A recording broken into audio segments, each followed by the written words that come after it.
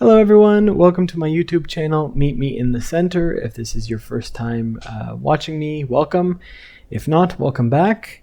If this is your first time, I would suggest going and seeing my first introductory video. I'll put the link in the description box below. It just kind of explains what this YouTube channel is. For all of you that have watched before, welcome back. Today is going to be part 2 of my Earth Conservation and Global Climate Change series that I'm releasing over this week and next week. And so let's get into it. Okay, so part 2 is going to be all about invasive species. Now, there are a lot of invasive species, and there are actually websites you can go to that they show you all the invasive species that are in a given area. If you have time, I would suggest just searching and finding one, and it might open your mind to just how many invasive species there are out there right now. I know just off the top of my head, I can think about the mussels, excuse me, in the Great Lakes. I think the quagga mussels. I might be getting that name wrong. There's a type of waterweed, I believe in the Mississippi River, that's causing a lot of issues. The cane toads in Australia, and boa constrictors in Florida, which I'm actually going to be talking about a little bit in this video. So basically what an invasive species is, if you don't know or haven't heard, it's a species that's introduced into an ecosystem, and basically because the ecosystem isn't made to keep that species in balance, it completely overruns the ecosystem and starts basically destroying that entire ecosystem. Usually because either the species that's introduced has no natural predators, or for instance, in the cane toad example, in Australia, they're poisonous, so the predators try to eat them and then they die from the poison, and the cane toads survive. So we do try, especially now that we know a little bit about just how damaging to an ecosystem invasive species are, we do try to eliminate them if we notice them. The problem is, generally by the time we notice them, it's already too late. They've already got a foothold and they are very, very hard to get rid of. For some beetles, for instance, they've talked about burning down entire forests just to get rid of these invasive beetles.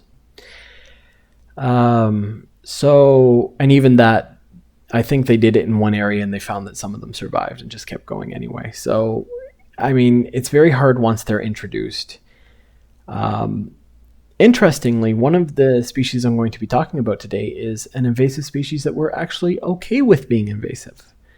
I'll talk about that a little bit later, but first of all, I think it should be an obvious general rule not to bring a plant or animal species into an area where they don't already exist.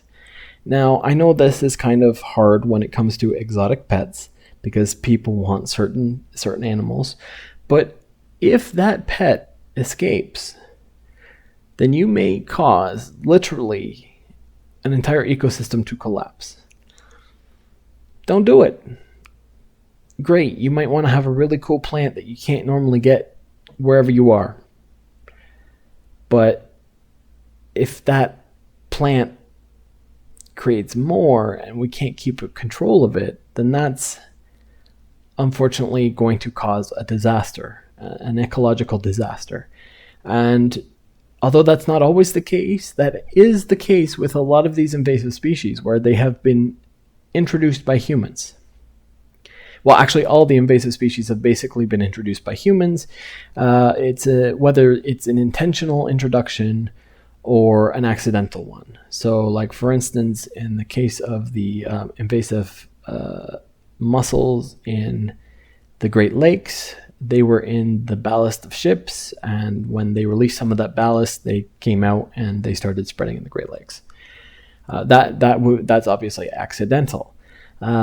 In the Everglades, for instance, that is not really accidental. Well, It is and it isn't. So there's a bit of debate as to how the whole issue in the Florida Everglades with the boa constrictors happened. I think it's a combination of accident and on purpose. So basically, in the Florida Everglades, they're having a lot of problems with boa constrictors. They are an invasive species, and the only reason they haven't completely taken over is because the American alligator is putting up a good fight against them. If an alligator and a boa constrictor wins, sometimes or fights, sometimes the alligator wins, sometimes the boa constrictor wins. So that's the only reason they haven't completely taken over yet. Is there is an alpha predator in that ecosystem that can actually stand a chance of beating them and eating them. But so there's debate as to how there got to be so many boa constrictors in the Everglades in the first place.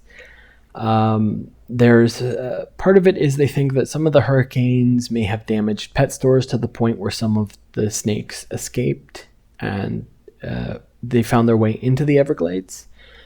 I think that may be part of it. I don't think that's the full story, because I know a lot of people who want to keep snakes and they think a boa constrictor is going to be great until it gets to like 5 feet long and they're like, oh my God, I can't handle this snake anymore. It's costing me too much to feed it, so on and so forth. And then some people, unfortunately, instead of properly either giving it to someone who can look after it or taking it to a shelter, instead what they'll do is they'll just release it and be like, okay, well, you fend for yourself now.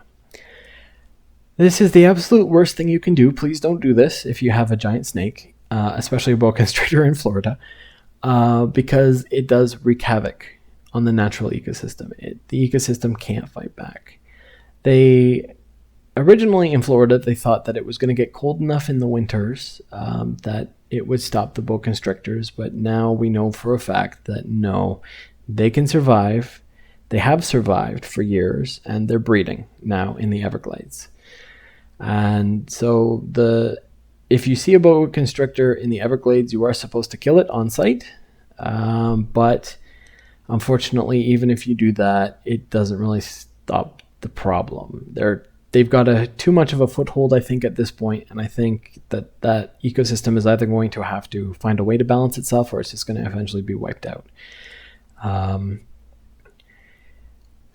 So, moving on. Like I mentioned before, there is at least one invasive species. I'm sure there are more, but I'm just going to highlight this one.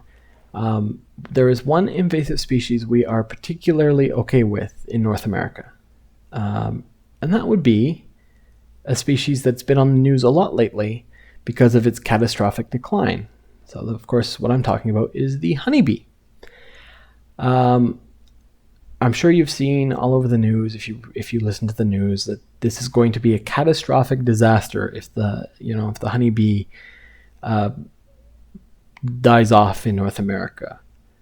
Well, what they don't really tell you is that the European honeybee, which is the honeybee we're talking about, European honeybee, is not a species native to North America. It was actually introduced in the 17th century in America by colonists. We allow the European honeybee because we can semi-control it, not necessarily to a point where we control its actions, but we can put it in a hive, it'll stay in that hive, we can then move that hive, and then it will pollinate that field. And that's how a lot of farmers get their crops pollinated. Also, it makes honey for us, and we like honey because sweet. So before the European honeybee, and actually even still now, but before then, there were 14 naturally occurring bee species that exist in North America. At least 14. I'm sure there's probably more than that.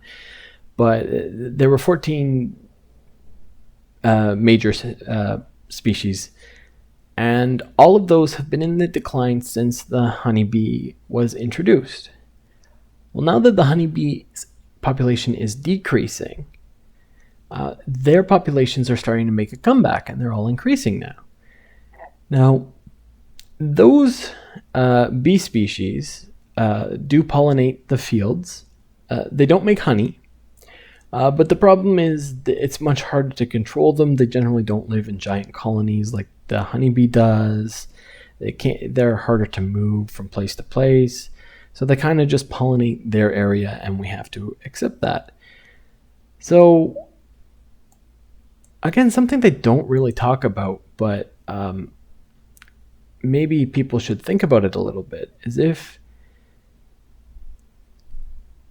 it's going to be absolutely catastrophic in North America, if the honeybee does die out here, that must meant that before the honeybee, there were like basically no flowers, no plants, no nothing that would have had to be pollinated, because the honeybee is the major pollinator to those things. So how does that work? Because I know for sure there were flowers and other plants that needed pollination before that honeybee actually ever existed in North America.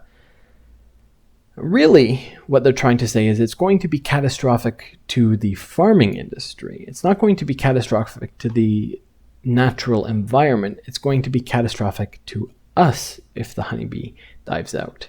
And that may be true. Unfortunately, it is the easiest way right now to pollinate. Like I said, you just bring a couple of hives and you basically place them in the center of a radius you want them to pollinate, and they will naturally do that pollination for you. If that doesn't happen in the future, then the pollination rate may be a little lower. You may not get as good a yield on your crop. But I also think that human innovation can find a way around this.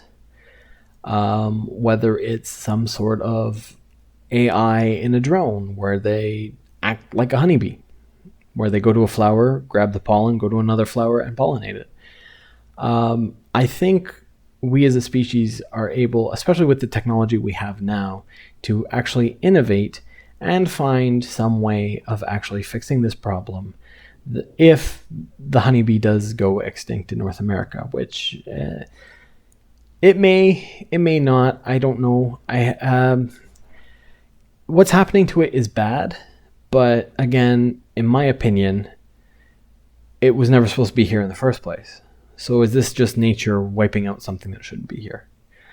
But anyway, just food for thought, and that's the end of this video. It will continue in part 3, which I believe will also be released probably a little later today. And if you like that, leave a like, subscribe, and comment if you want. And if not, hey, that's totally up to you, so no worries. I'll see you in the next video. Bye-bye.